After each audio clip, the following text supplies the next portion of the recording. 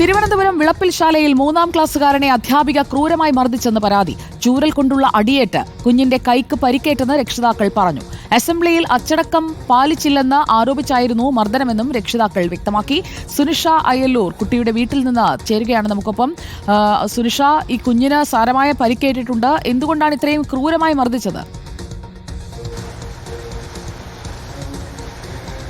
സുജയ, സംഭവം നടക്കുന്നത് കഴിഞ്ഞ ദിവസമാണ്. കഴിഞ്ഞ ദിവസം ഇതുപോലെ കുഞ്ഞ് പുറത്തേക്ക് ഇറങ്ങുമ്പോൾ ഇത്തരത്തിൽ അച്ചടക്കം പാലിച്ചില്ല എന്ന് ചൂണ്ടിക്കാണിച്ചുകൊണ്ട് ഇംഗ്ലീഷ് അധ്യാപിക മർദ്ദിച്ചു എന്നുള്ളതാണ് നിലവിൽ മനസ്സിലാക്കാൻ കഴിയുന്നത്. കുഞ്ഞ് വീട്ടിലേക്ക് എത്തിയതിനു ശേഷം ഈ വേദനയായതിനു ശേഷമാണ് വീട്ടുകാരോട് പറയുന്നത്. പിന്നാലെ അന്വേഷിച്ചപ്പോഴാണ് ഇത്തരത്തിൽ ടീച്ചർ ചൂരൽ കൊണ്ട് അടിച്ചിട്ടുണ്ട് എന്നതടക്കമുള്ള കാര്യങ്ങൾ മനസ്സിലാകുന്നത്. പിന്നാലെ ആശുപത്രിയിൽ കാണിച്ചപ്പോൾ ചതവുണ്ട് എന്ന് കണ്ടെത്തുകയും അങ്ങനെയാണ് ഇപ്പോൾ പോലീസിൽ പരാതി നൽകാനായി കുടുംബം ഒരുങ്ങുകയും ചെയ്യുന്നത്. കുട്ടിയുടെ അമ്മ തന്നെ നമ്മളോടൊപ്പം ഉണ്ട്. ചേച്ചി, ശരിക്കും എന്താണ് സംഭവിച്ചത്? എന്താണ്? മോൻ ഇൻ്റർവെൽ സമയത്ത് ഡിസിപ്ലിൻ പാലിച്ചില്ല എന്നും പറഞ്ഞിട്ട് കൈ പുറകോട്ട് കെട്ടാൻ പറഞ്ഞായിരുന്നു. അപ്പോൾ അവൻ കെട്ടിയില്ല.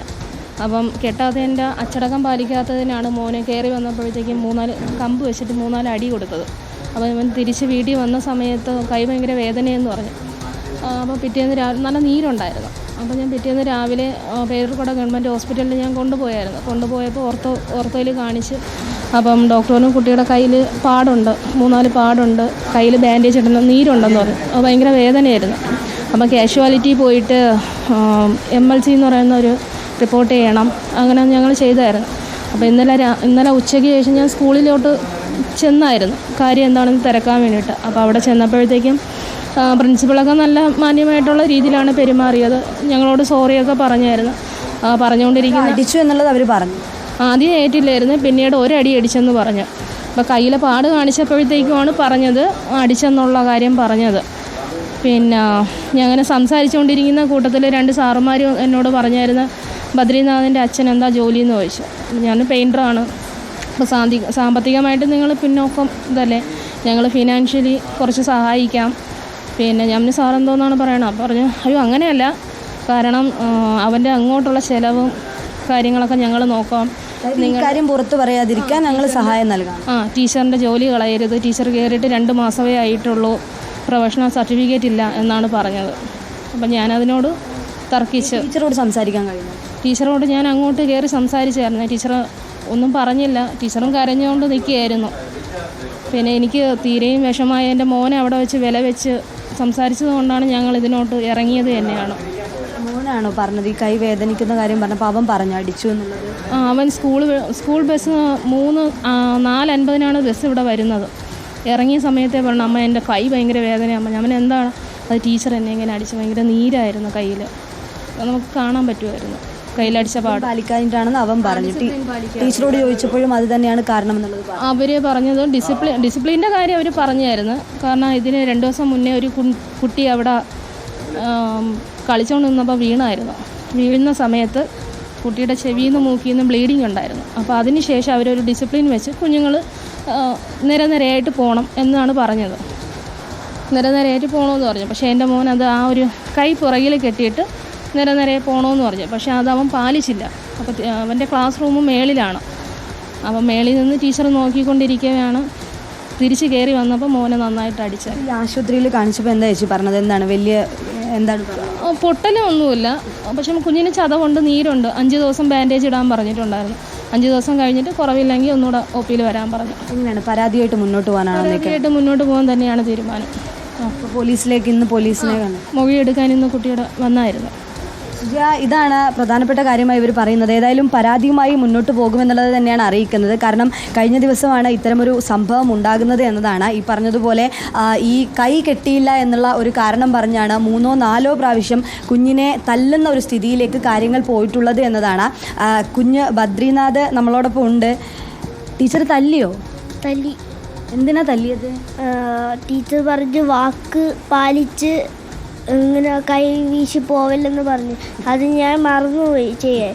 അപ്പം ഞാൻ ഇങ്ങനെ കൈ വീശി നടന്നപ്പോൾ ടീച്ചർ മോളിൽ നിന്ന് കാണുന്നു. അപ്പോൾ ഞാൻ ക്ലാസ്സിൽ വന്നപ്പോഴാണ് ടീച്ചർ എന്നെ അടിക്കുന്നത്. മോനോട് പറഞ്ഞോ? എന്താ അടിക്കും മുന്നേ ചോദിച്ചോ? എന്താ കൈ കെട്ടാഞ്ഞെന്ന് ചോദിച്ചോ? ചോദിച്ച്. മോൻ എന്ത് പറഞ്ഞു? അത് ഞാൻ മറന്നുപോയി ടീച്ചറെ, എൻ്റെ കൂടെ ഒത്തിരി ഒന്ന് ക്ഷമിക്കുക ഇനി ആ തെറ്റ് ചെയ്യില്ലെന്ന് പറഞ്ഞ് വെളിയിൽ വെച്ചിട്ട് എന്നെ അടിച്ച്. എത്ര പ്രാവശ്യം മോനെ അടിച്ചു? 3-4 പ്രാവശ്യമെങ്കിലും അടിച്ചായിരിക്കും. ആണോ? അപ്പോൾ തന്നെ ടീച്ചറോട് പറഞ്ഞില്ലേ, വേദനിച്ചത് പറഞ്ഞില്ലേ? പറഞ്ഞു. പിന്നെ വീട്ടിൽ വന്നപ്പോഴാണോ നീര് വെച്ചത് കണ്ടത്? ടീച്ചർ മുന്നേ ഇതുപോലെ തല്ലിയിട്ടോ അങ്ങനെ എന്തെങ്കിലും ഉണ്ടോ? ഉണ്ട്. തല്ലിയിട്ടുണ്ടോ? എന്തിനാ തല്ലിയത്? അത് ഡിസിപ്ലിൻ പാലിക്കാത്തതുകൊണ്ട് ടീച്ചർ എന്നെ വഴക്ക് പറഞ്ഞു തല്ലി. പിന്നീട് നിൻ്റെ പാരൻസിനെയൊക്കെ വിളിച്ചിട്ട് വന്നിട്ട് തല്ലട്ടാന്ന് പറഞ്ഞു. നിൻ്റെ പാരൻസിൻ്റെ മുമ്പിൽ വെച്ച് തല്ലട്ടാന്നൊക്കെ പറഞ്ഞു. അങ്ങനെയൊക്കെ ടീച്ചർ മോനോട് ചോദിച്ചോ? ഇപ്പം ചോദിച്ചോ? കഴിഞ്ഞ ദിവസം ഇന്നലെ ചോദിച്ചോ? ചോദിച്ചെന്ന്. അപ്പോൾ ഞാൻ പറഞ്ഞു വേണ്ട ടീച്ചറെ, എനിക്ക് പേടിയാവും ടീച്ചറെന്ന് പറഞ്ഞു. അതല്ല ഞാൻ വിളിക്കുമെന്ന് പറഞ്ഞു. കഴിഞ്ഞ ദിവസം കഴിഞ്ഞാൽ ഞാൻ വിളിക്കും, ഇത്ര ദിവസം ഞാൻ ക്ഷമിച്ച് പറഞ്ഞു തന്നു. ഇപ്പം എങ്ങനെയുണ്ട്? കൈക്ക് വേദനയുണ്ടോ മോന്? നല്ല വേദനയുണ്ട്. വേദനയുണ്ട്. ഈ കൂട്ടത്തിൽ ക്ലാസ്സിലെ എല്ലാ കുട്ടികളും ഉള്ളപ്പോഴാണോ മോനെ തല്ലിയത്? എല്ലാവരും ഉണ്ടായിരുന്നു ക്ലാസ്സിൽ? എല്ലാവരും ഉണ്ടാകുന്നപ്പോഴാണ് ഞാൻ തല്ലിയത്. ഇത് ഇൻ്റർവെല്ല് കഴിഞ്ഞിട്ട് ക്ലാസ് കയറിയപ്പോഴാണ് തല്ലിയത് അല്ലേ? ഇൻ്റർവെല്ല് കഴിഞ്ഞപ്പോൾ ക്ലാസ്സിൽ നിന്ന് തല്ലി. പിന്നെ മോനെ ടീച്ചർ വിളിച്ചോ? ഇപ്പം ഇങ്ങനെ പ്രശ്നമായപ്പോൾ പിന്നെ വിളിച്ചോ? വിളിച്ചോ?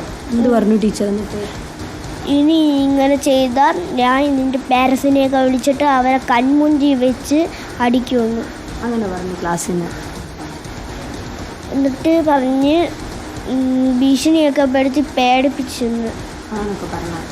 സുജയ അതാണ് കാരണം അടിച്ചിരുന്നു, അപ്പോൾ തന്നെ വീട്ടിലേക്ക് പറയുമോ എന്ന് ഭയന്നുകൊണ്ടായിരിക്കാം ഒരുപക്ഷെ ടീച്ചർ പറഞ്ഞത്.